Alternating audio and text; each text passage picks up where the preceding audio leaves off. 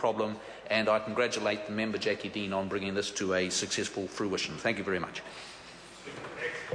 I call the honourable member Reno Tirakatini. Tēnā koe. Tēnā koe, Mr Speaker. Tēnā koutou ngā member Hurinoi Te Whare. Mr Speaker, I'm very pleased to speak at this third reading of the Waitaki District Council Reserves and Other Land Empowering Bill.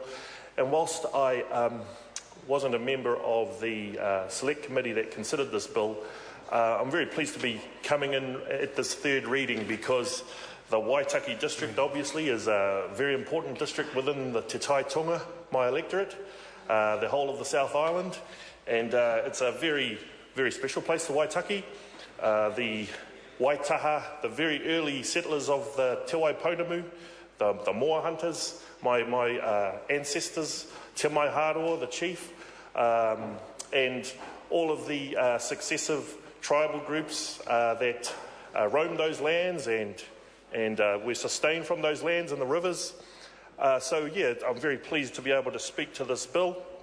And obviously we are dealing with the history of a particular piece of land. Well, the one I'd like to speak to in question relates to the sort of the last 150 odd years, I guess, of the land which there was a question mark which this bill has finally corrected in terms of the status of the land at Lookout Point.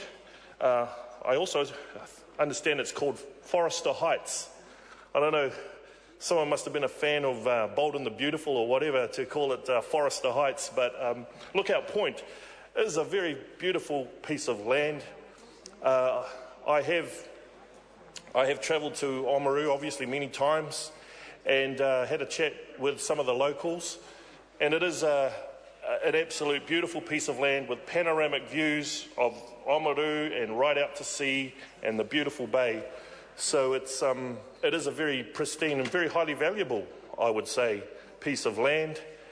And in regards to the issue around the status of the land, whether it was reserved or endowed, and I understand that through the extensive research and inquiries that were undertaken by the Select Committee and by officials and through the assistance of submitters also, that indeed it did lean towards being endowed, or there were mistakes that were made, but it was endowed. I'd like to take a trip back through time and just think of what the children of Oamaru were thinking in 1892 or around the early 1890s, when the children of the district went on to Lookout Point and they planted that whole hillside in beautiful trees. And those trees obviously grew, and they were a stunning feature of that community. What were those children thinking 120 odd years ago when they planted those trees? Were they thinking that the land where they were planting those trees, was it going to be sold to developers for development, or was it a reserve? Well, I think the actions of those children and the great community gesture that it was for them to plant that whole area in beautiful trees, really, whilst it might be a legal technicality or whatever which revealed, no, it wasn't reserved, it was endowed, I think in the heart of the community of Oamaru, that land is definitely reserved in terms of the feeling within that community. Because, as I mentioned, Mr Speaker, it is a very, very beautiful site with beautiful views. And but this bill does clarify the status of that particular piece of land. And I do commend the local member, Jackie Dean, for sponsoring this bill and following it through this process, whereby all the investigations were made and the status has been determined.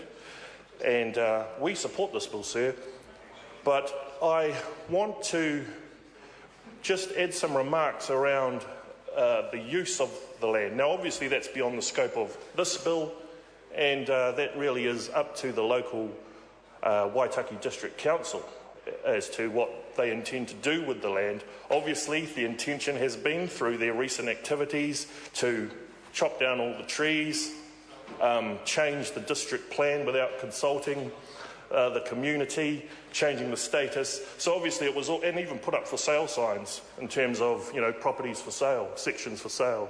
So obviously the intention from the Waitaki District Council originally, or in recent times, has been to obviously market and sell off those prime pieces of real estate.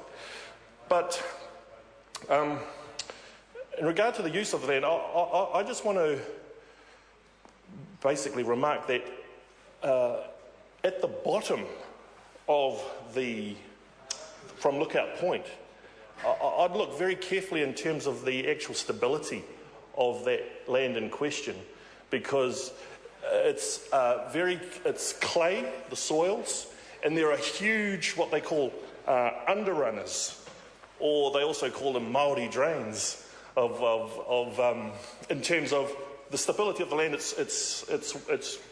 It could be unsafe to actually develop on, because these are huge underrunners which are there right from the bottom roadside. You don't really want to go walking near them because it could come collapsing at any time. It's very porous. Roots that may have been there when the trees were there rotted away, and so more water is coming through, making it more unstable. So I would caution, in terms of whatever future use may be applied to that land, that there are very thorough technical reports conducted, because there are those large caves at the bottom of that hillside could be very, very dangerous and unsuitable for development. And so should the Waitaki District Council want to go ahead and develop the land, I think or sell the land, I think they would want to really investigate that position very, very carefully and fully, because they don't want to be subjecting their ratepayers to any potential liability around selling off unsafe pieces of land, or indeed trying to, if they wanted to, develop that area, with amenities and infrastructure or roading and the like, only to find that actually the land is unsuitable for development. So that would be my only sort of comment, which is beyond the scope of this bill, but I think it's very relevant in terms of, now that the land has been classified as endowed, as suitable, as able to be sold, that the Waitaki Council look very carefully into that particular issue. And so, just in terms of some concluding remarks, sir, I too would like to acknowledge some of the submitters, in particular Barry Monks, who devoted a lot of time and extensive research into the history. Obviously, he's passionate about Waitaki,